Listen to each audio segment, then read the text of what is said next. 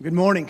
We are so glad you are here at the Orchard, whether you are in the house or joining us live online or maybe later in the week. And I have an entire intro that I had written that was great plans, but I really have felt God asking me to pull aside from that and recognize that each of us comes here today for a different reason. Now, some of you were dragged here, again, not drugged here. Some of you, yeah, can we just start over? No. Some of you are here for many different reasons. But I know in a place like this, and especially with those of you online and during this week, I know that there are many of us here in the house, and listening, who we are here because we need a move of God somewhere. And as I was sitting there listening to that song, Oceans, about how God's calling us out onto some places in new faith, some places that take strength and courage to step out, I realized that there are many of us probably right here in the house who are asking God to meet us in some very tender places. Places where in our past we have been hurt, we have been abused, we have things in our past that continue to define us. And God would say this morning, it's time to stop being defined by your nightmares and start to be defined by His dreams that He has for you. And for some of others in this place, I got the sense that there is just this, there's a new work that God is creating in you. And some of you literally, there are mothers in here with who are pregnant with God's new work inside of them. And we pray for that. But I know for others of you, there are places in your life that there is new life, new hope. And my prayer for you today is that you would step out in faith and courage, knowing that God is calling you to something. And here's what I realized as I was standing over there is that God today is going to meet you where you are, but He's going to call you to where you have not yet been. And that's my prayer for today's sermon, that whether you are new in the house, whether this is your first time here and you're just visiting and it's the whole church thing, great. Whether you are a veteran and you've been doing this forever, whatever you are here for today or listening with us, that God is going to meet you where you are and call you where you have not yet been. Every week we say it. Our prayer is that God, that we would be in this place and we would have an encounter with the Almighty and leave different in some way. That's my prayer for you. And so as we go into today's parable, one of the parables of Jesus that many of us have heard, interacted with, my prayer is not that you just learn something more, something new, be reminded, but that God would move in your spirit and in your heart so that you can leave operating different than when you came in. Amen? Amen. So with that,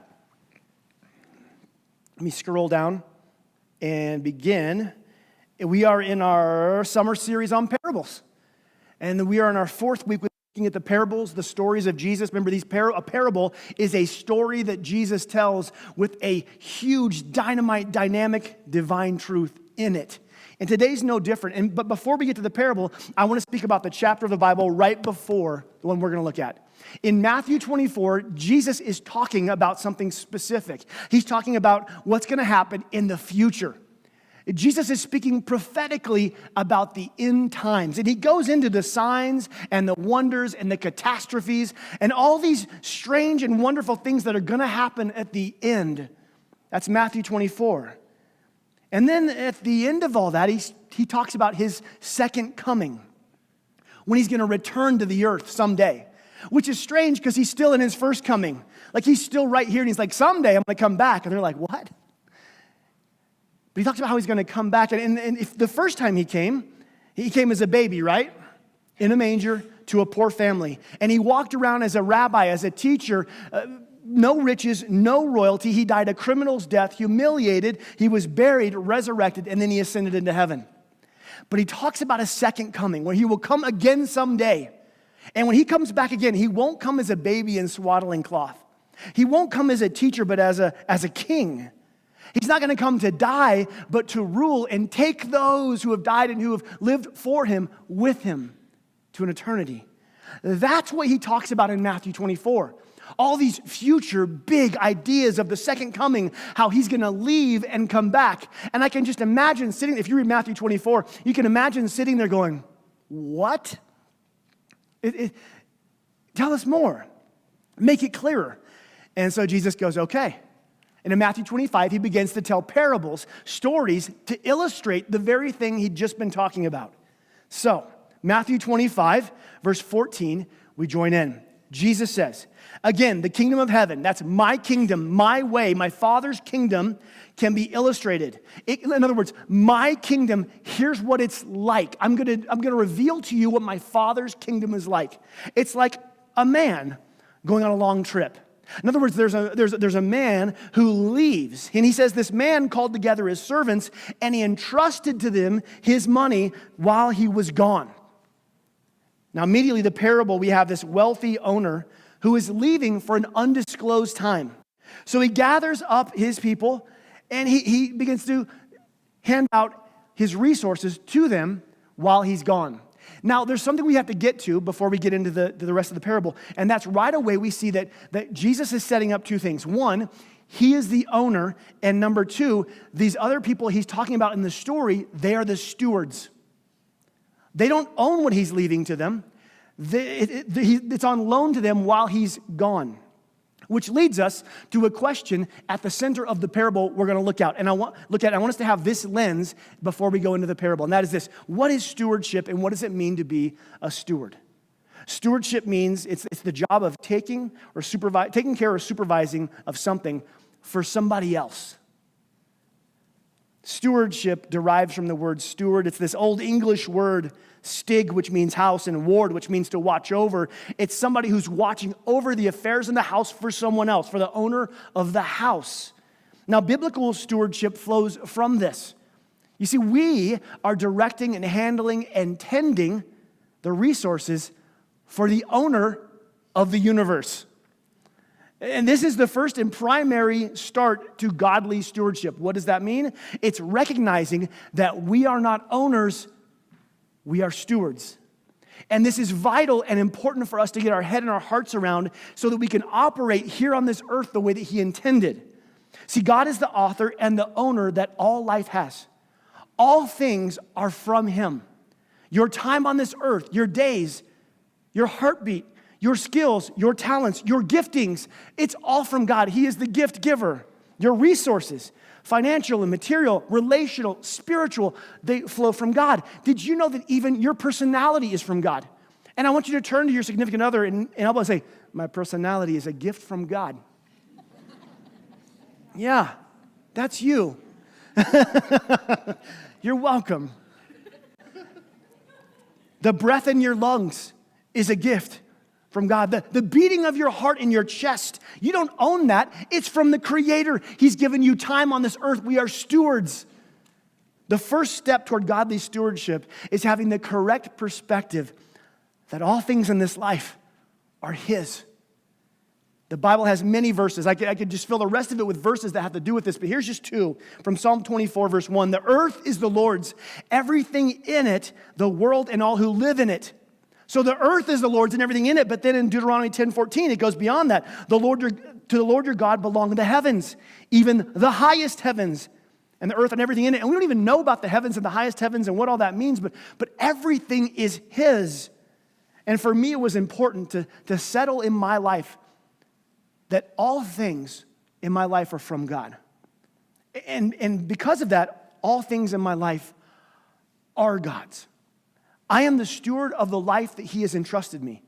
I am the steward of the life that God has assigned me.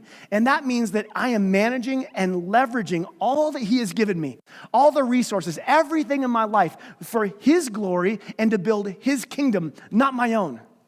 So my life, it's from him. It's not mine, it's his. My life, it's for him. It's not mine. You know, every week before service, before anybody arrives, the worship team, production team, myself, we gather right here and we put our hands out and we say, Father, here are our gifts. You are the gift giver and you have given us gifts and we give them right back to you. It is from you. It is for you. That is how I see, that is how we must see life. And anytime I'm in a situation, and this happens often because as you go through life, you begin to think that things are mine. And we get that, right? You have things that are yours, and I have things that are mine, and any time I go through life and I find that God is calling me to step out in faith courageously, or to give generously, or to let go of something in my life that I am holding on to, I have to whisper something in my heart that I have said 1,000,000 times to myself. This, it is all God's anyways. It is just something that I have said my whole life. It is all God's anyways. My money, it's all God's anyways. My time, it's all God's anyways. My life, it's God's. And when it's all God's, I remind myself I'm not the owner, I'm the steward for my brief time here on earth. It's not mine. It was entrusted to me. I'm here to be faithful. I'm here to be courageous in how I invest it and leverage it, but it's all from Him, and at the end of the day, it is all for Him. And this sounds simple. It can, but the shifting of this reality in our life, of this perspective and paradigm in your life, it is freeing in a world that we live in. Now, first of all, it's difficult because we have a white knuckle grip on things that we perceive we have control over. And to say it's all God's, it means that we admit that we don't have as much control as we thought. It's freeing because having this perspective that it's all God's and my time here is God's and I'm going to give it back to Him. Everything from Him is for Him. It unplugs me from the matrix of perceived control that this world tries to preach to me. Everything is from God. Everything is for God. Clarence Stoughton, an author, says this about stewardship. I love this quote. Stewardship is everything we do after we say, I believe. You see, we can say we believe in this, we can say we believe in that, but our stewardship beyond that statement reveals the reality of what we actually believe. You see, when I said I do to Amy, I believed we were married, and she reminds me of that. Yes, I am married. I believe that, but it's how I steward our marriage vow after that moment. That reveals exactly how much value I place on our covenant. My stewardship, can I answer that?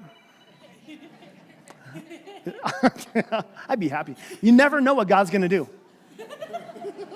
You got to leave room for the Spirit to move. I love you, Regina. My dad? It was my dad? Okay. Well, if it's my dad, we get security to take him out of here. Have you ever been in a relationship where your heart or the vows that you made, the covenant you made, wasn't stewarded by the other person, and you were left with the pain of that? You see, we say we believe in God, but our stewardship of our life beyond that statement reveals the reality, what our heart believes. The way I invest my time and my talent and my treasure that has been entrusted to me is a litmus test for how much I actually believe the things I'm saying with my mouth, that it is you, God, and is all for you and from you. We may say we love God with our heart, soul, mind, and strength, but the stewardship of our life reveals a lot more about us than we probably like to admit. Stewardship is everything we do after we say, I believe. So just here in the middle, how are you doing? How are you doing stewarding the marriage or the relationships that He's given you? How are you doing stewarding the children that He has entrusted to your care? How are you doing with the business and the leadership gifts that He's given you? How are you doing with the resources? How are you doing with the life that God has blessed you with? Are you stewarding it for His glory and His kingdom? You see, when we make a shift to believe that it is all God's and I am just a steward, it drastically changes the way that I hold on to things in my life. It changes how I oversee the talents and gifts He's given me. I now see they are for Him, and I can leverage them for His kingdom. It changes how I spend His money if I begin to see it's all His anyway. It changes how I begin to treat His children that He's given to me to raise, how I tend to the marriage that He's granted me, how I manage the time on earth that He said I can have. It changes everything once you see that we are a steward of the life God has entrusted to us. It's from Him and it is for Him.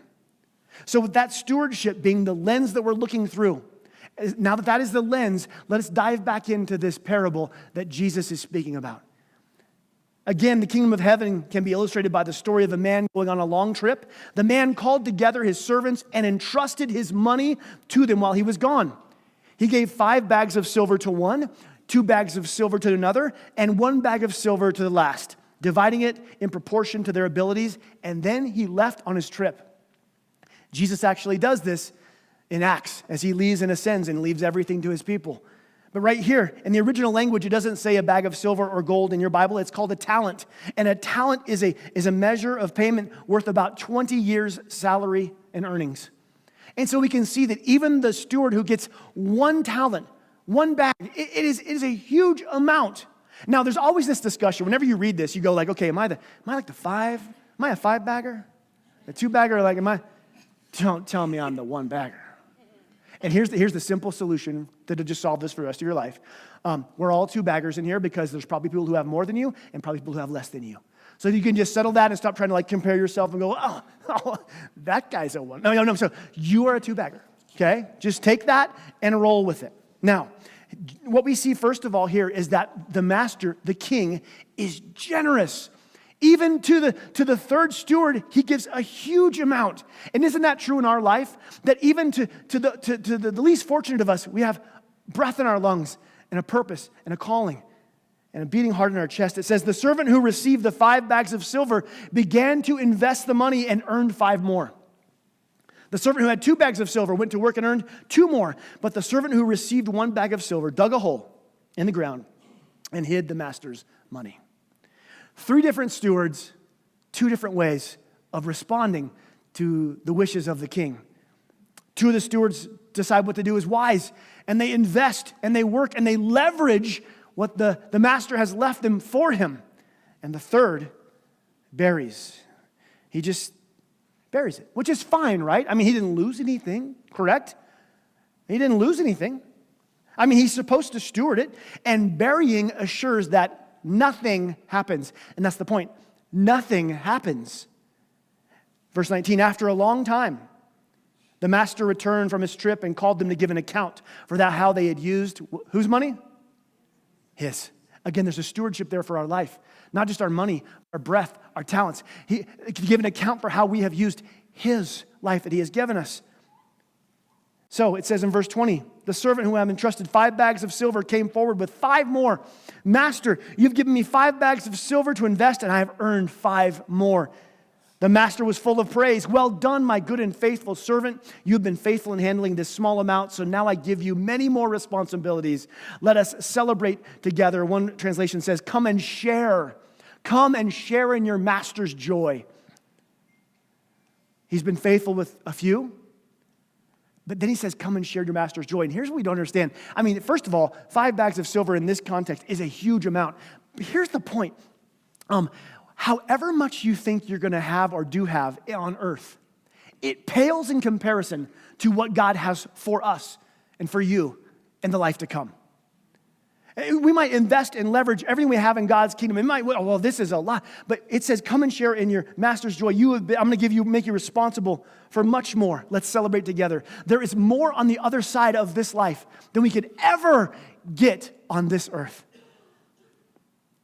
Then verse 22, the servant who received 2 bags of silver came forward and said, Master, you gave me 2 bags of silver to invest, and I earned 2 more. And the master said, well done, good and faithful servant. You've been faithful in handling this small amount, so now I give you many more responsibilities. Let's celebrate together. Now, one thing that you have to realize right away is that the servant who had the 5 bags, the one who had the 2 bags, they got the same reward. And this tells us something about our God. It wasn't that he was grading them on the result of the amount. It was about the condition of their heart. The one who is given 2 bags receives the same eternal reward as the one who received 5 bags. You're not responsible for somebody else's gifts and talents. You're just responsible for your life that God has given you for this one life. As one poet said, you only get one life, one shot. Do not miss your chance. And so here you have this one reality that the Father entrusts us. Whether it's a lot or less, the reward is great for those who invest. We've heard it said before, right? The one who dies with the most toys wins. Wins what? The reality is the one who dies with the most toys dies. Just like the person who has no toys. We take nothing with us from this life. There is nothing that we take from us in this life. The thing that will last beyond this world is the souls of people.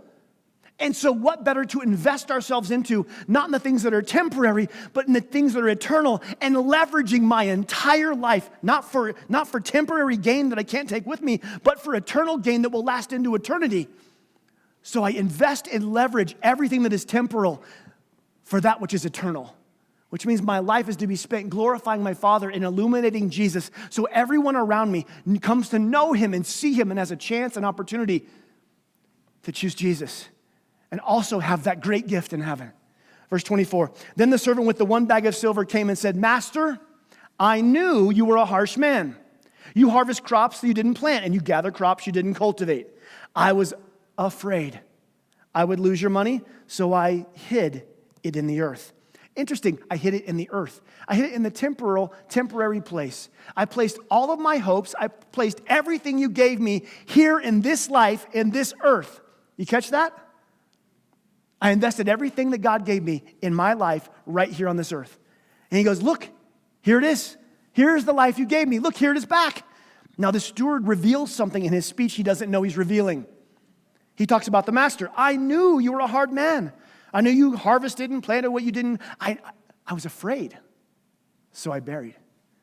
The steward makes a statement about the master, the king's character, who he is. The steward has a view of the king that has affected the way he stewards. He was afraid. And the master, even in this section, he replies, oh, you thought you knew me, did you? You thought you knew me, is how he responds. You can almost hear the inflection. But what we want to see here is that the third steward, what changed everything wasn't his economic education. It wasn't the talent he did have. It wasn't the amount he had. What made all the difference was how he saw the Father, was how he viewed the master. That's what made all the difference. The steward's response was out of fear. It paralyzed him from being a good steward. And here's why that matters. How you view God makes all the difference to how you go forth and live for him. How you view God will make all the difference about how you live for him daily. It will change the way you behave. It will change the way you steward the life he has given you. The heart of the steward wasn't in the right place. It didn't view the master correctly. And that's why we can say this. How we view God is more important than we can ever imagine. That's why in the past 3-4 sermons I've done, we have talked over and over about how God sees us.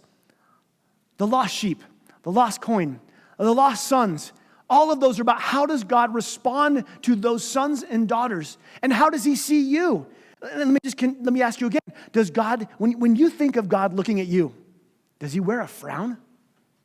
Does he cross his arms in disgust and go, oh, there you are, skulking back into church? Yeah, you better clean up first. I got some penance for you. Like, how do you view God? How you think that he sees you makes all the difference. And if you find that you struggle with those things, I would beg you to listen to the last couple weeks' messages that God views you as a son and daughter, and he moves heaven and earth to come find you and seek you and forgive you and love you. And he doesn't base his grace on how you've done. He bases it on what his son has done. Praise Jesus. How you view God makes all the difference in how you will steward the life he's given you. If we see him as the loving Father, full of grace, full of love, encouraging us to be courageous, to step out in boldness and faith, that you will see you're a favored son, a favored daughter on this planet. Living for him, you will go forth courageously and illuminate Jesus to those around you. If we see him as a strict taskmaster, wanting us to pay penance, we'll live as servants and slaves, fearful of his wrath, and careful with the light he's asked us to share. You see, the third steward in this story proves that he didn't know the master's heart. He entirely misses the character of the king, and it causes him to live in an inappropriate manner. And what do we learn from this parable? First of all, we have to see that God is generous with all of us, to every one of us, whether it be 5, 2, 1. His generosity to people is amazing. Even the third steward receives a vast sum, a life, just like us. Each of us has received more than we could ever imagine or realize. Even the most unfortunate of us in this room or listening online, live streaming from places in the world where you You can't be seen as a believer. God has granted us breath in our lungs, a heartbeat in our chest, and a purpose in this life to march forth to whatever he would have for us, to the reward he has eternally. And not to mention here in this place, in the world, in the nation we live in, the material and the relational wealth, the freedom to worship that we experience. God is generous with us. He has been generous with each of us in this place. And we also learn that knowing the heart of God will change everything how we respond to him. This is why it is important to know God's nature, to know God's word, to be feeding your soul, not just on Sundays for an hour, but during the week, to know God, to know what he says about you, to know his nature, because the more you know of him, the more you know how he wants you to live. That third servant didn't know the Father, and he lived incorrectly. May we know God by knowing his word and who he is and his nature. How we view God changes everything. And finally, we learn that God takes stewardship very seriously.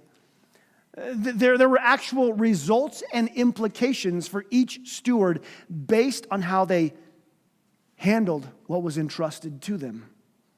And I'm not just talking about money here at all.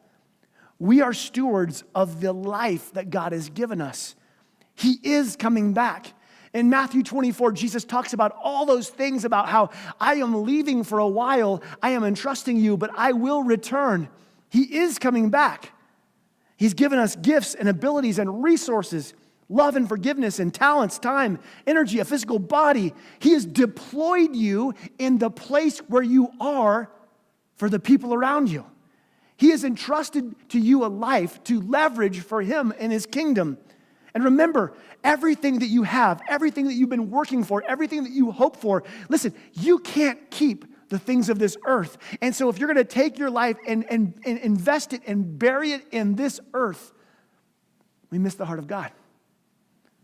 We can't take it with us when we pass.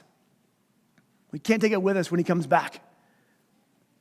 Stewardship matters to God, and that has to do with our heart for him. It's about how we know him, how we view him, and in light of that, how we go forth and live for him. So, are you an owner or are you a steward? The life God has given you, do you have some perceived control over it?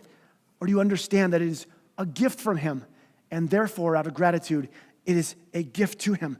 And the bottom line is, are we entitled or are we entrusted? The entitled person says, this is mine. I've earned it. This life, these things, this little stuff I've carved for myself over here, this is mine. While entrusted says, this is yours. And all that I have is yours. And all that I am is yours, Father. Take this and use me as I leverage my gifts for your kingdom. And may anyone and everyone come to know you through the life you've given me. The blessings for those who believe they are entitled or entrusted is completely different. And those two kinds of people live differently for the king. It seems from this parable that the response from God toward these two different people is unique and eternal. And how we view our lives and our stuff, the things we own, think we own, our stewardship, it matters to God more than we know. Stewardship is everything we do after we say, I believe. And just to drive this all home, you've seen the t-shirts, you know who we are. We love God and we love people. That's our DNA of our church. And Jesus says that love God, love people. It says the entire Bible hangs on that truth. It says this, love the Lord your God with all your heart, with all your soul, all your mind, and all your strength. We have looked at what it means in the past months about loving God with our heart, our affections, our soul, the deepest part of us, our mind, and how we think. But what does it mean to love God with all our strength? I mean, do you really believe that this verse that we're supposed to live our entire life by has to do with your bench press? Did you ever consider what it means to love God with all your strength? I'm glad you have been wondering, right? It has more to do than our muscle fibers. Loving God in this context, in the Jewish sense, the Hebrew sense that was given about loving God with all your strength, means I will love God above all things in this world, and with all of the might and strength of my life, I will bring it to bear and leverage it for his kingdom. My personality? with all the might of who I am, I will love my God. With the business savvy he's given me, with all the strength he's given me in that realm, I love God. With my family and how I tend them, with all the might I have, with all the strength I have in my life, I will love him. With my resources, the strength of my resources, I will love him. It means that I love God with all the tangibles and the intangibles that he's placed in my life as a steward. Here's an example. Some of you are amazing leaders. You're leaders in the community, you're leaders in your business. That's part of the strength of your life that God has placed within you. That's a gift that God has given you. And you're out there leading at high levels. The question is, are you loving God and leveraging the gift of leadership for his kingdom? That is loving God with all your strength, to love him with the might of your leadership. Others of us have gifts of organization and administration. That's part of the gifts he has given you. Are you stewarding those gifts and leveraging for his kingdom? In this room alone, and for those listening, there are so many gifts in this house, gifts of hospitality and service and activism and love, all these things that he has placed within his body. Those are gifts and strengths, and loving God with all your strength is to take those things he has put in your life and to love him above all things. So what has he placed in your world, in your life? One of the main ways this is through our influence. That is the strength of our life. There are areas of life where you have great influence. It could be in an office. It could be in a home. It could be recreating. Wherever it is where you have influence, loving God with all your strength is to say, with all the influence I have, I will illuminate Jesus above all things. That is leveraging all that he has given us. It's all God's. And beyond that, we don't get to take any of it with us. He has entrusted you with resources. He's entrusted you with gifts so that we would wisely steward them and leverage them for his kingdom purposes for the short time we have here, so that by our short lives, we can have an eternal significance on those around us as they see Jesus and choose him. And in the end, I want you to wrestle with a few things from this parable that we're going to need for this journey as we leave. First it is knowing God, knowing his heart, and knowing how he would want you to respond to his love. That he is not some taskmaster who wants you to pay penance and who's waiting for you to fail. He's waiting for you to flourish. And he's given you great gifts to see you go forth and leverage those. Also, it's stepping into this reality and getting into the habit of saying in your heart of hearts, it's all God's anyway. The more places you can interject that sentence into your life, I've found I live less, I don't hold on to things as tightly. I believe to lift them up to him. It's all yours anyway. And when my hands are open to give, I've found that my hands are open to receive so much more that he is giving me. It's all from him. It's all for him. And this final prayer as we go into communion, that this would be a prayer of our heart today, that all of my life is yours. It's from you. It's for you. Will you pray that with me real quick? All my life is yours. It's from you. It's for you. And as we go into communion, I want you to echo that. All my life, God, is yours. It's from you. Every part of you knew me in my mother's womb. You've known me. It's from you, and it's for you.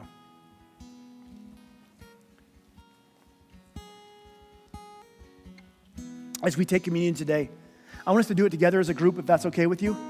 If you're new to this church, we take communion as often as you want to. Jesus says to do this in remembrance of me. There was no condition of like how often. And so if you'd like communion, we have some up at the front and the back. You can grab that.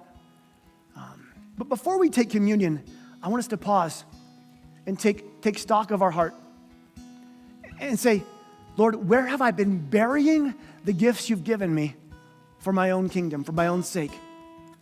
And just say, forgive me. Take a quick look and say, Father, forgive me for those places.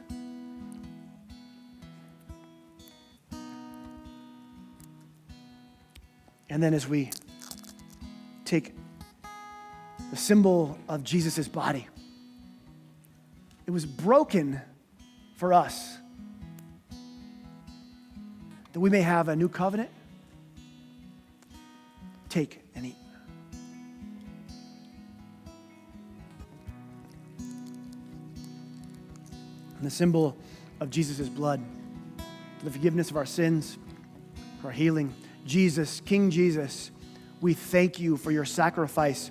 We thank you that we read about you loving the Father with all of your strength to the end of yourself, to the cross. It's to the cross. You sacrificed all. Thank you for your blood. In Jesus' name, take and drink.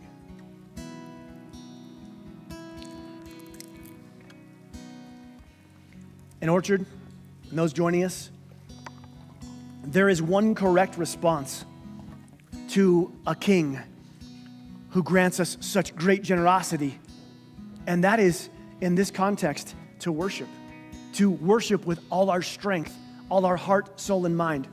And so as we go into this song, which is one that many of you have grew up singing, I'm going to ask that your heart, soul, mind, and strength would respond and worship to Jesus, who paid it all for you, so that we can leave these four walls and go live it all for him. Amen? Let's worship together.